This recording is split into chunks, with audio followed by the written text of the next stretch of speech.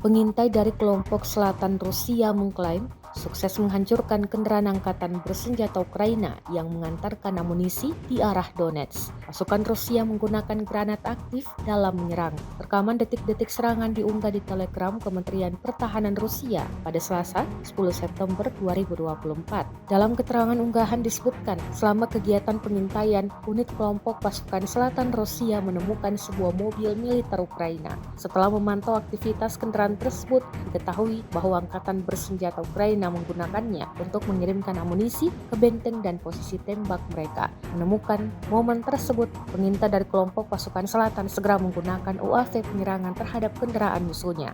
Akibat serangan tepat tersebut, kendaraan angkatan bersenjata Ukraina hancur. Melalui pemantauan objektif di lokasi sasaran, teramati adanya ledakan berulang yang berkepanjangan pada muatan dan pembakaran hebat.